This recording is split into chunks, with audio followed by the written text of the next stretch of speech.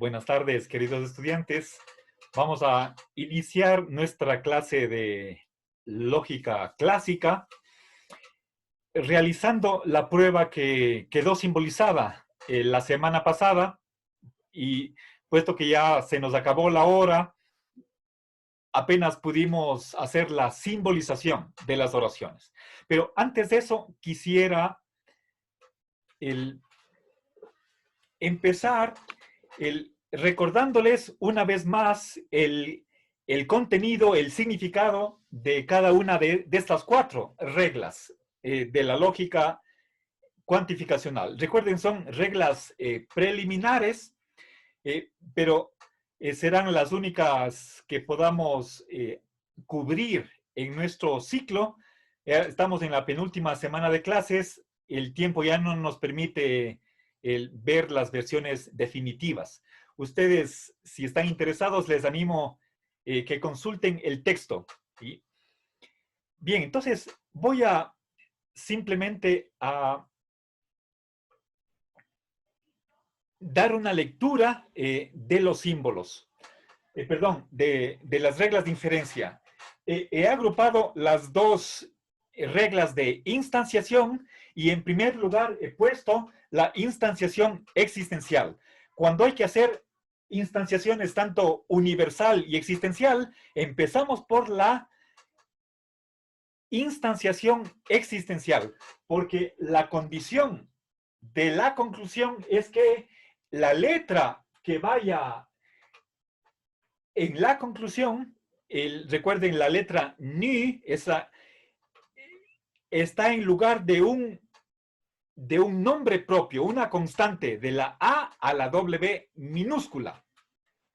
Entonces, en ambos casos, fíjense la analogía, las premisas son dos cuantificaciones, en el primer caso, cuantificación existencial, en el segundo, cuantificación universal, y las conclusiones son exactamente las mismas. ¿Sí? Bien.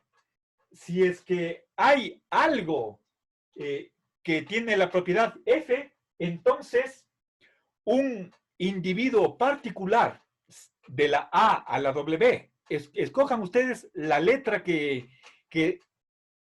necesitemos con la condición de que esa constante de la A a la W no haya aparecido antes.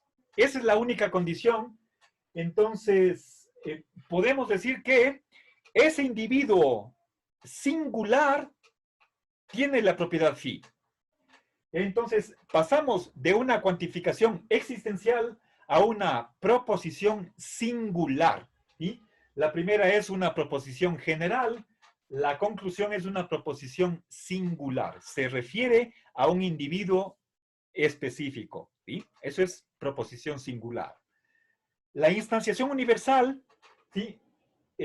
Me permite pasar de una premisa que diga que todo ente tiene la propiedad phi a, por lo tanto, un individuo singular tiene esa propiedad. Nuevamente aquí la letra ni propiamente no es una variable, sino que está en lugar de un nombre propio o una constante individual de la A a la W. Bien, nuevamente, de una premisa general, en concreto, de una cuantificación universal, pasamos a una proposición singular. Ahora, entonces, fíjense, las dos primeras reglas de inferencia, lo que me permiten hacer es eliminar las cuantificaciones. Elimino los cuantificadores y reemplazo la variable por una constante. ¿Sí? Bien, por un nombre propio. Una letra minúscula de la A a la W. En cambio, las generalizaciones es el proceso inverso. Tengo yo aquí, en ambos casos, en ambas generalizaciones, las premisas son proposiciones singulares. En la primera regla, la Y está hablando de un individuo específico, concreto, pero que es arbitrariamente seleccionado. Eso significa la Y. No es una variable, es una constante. Y en el caso de la generalización existencial, nuevamente esta premisa es una oración singular y las conclusiones son unas cuantificaciones. En el caso de generalización universal, en la conclusión yo introduzco el cuantificador universal. ¿Sí? En el segundo caso de la generalización existencial, introduzco o prefijo la cuantificación, un cuantificador existencial. ¿Sí? Y en vez de que en la conclusión vaya una constante o un nombre propio, lo que tenemos es una variable. ¿Sí? Entonces, si un individuo arbitrariamente elegido tiene la propiedad Y, entonces todo ente tiene esa propiedad phi. ¿Eh? A ver, si es que Y es phi, entonces todo ente es phi. Perdón, creo que si es que me equivoqué, si dije otra cosa. ¿Sí? Y finalmente, la generalización existencial, a partir de que un individuo singular tenga una propiedad phi, y ahí concluimos que hay algo que es phi. ¿Sí? Bien, esa es una proposición general.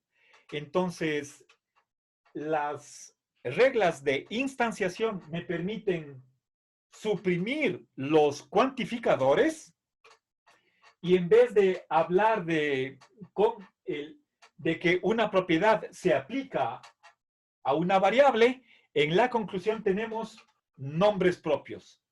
En el caso de las generalizaciones, pasamos de proposiciones singulares que se refieren a individuos concretos, particulares, hacia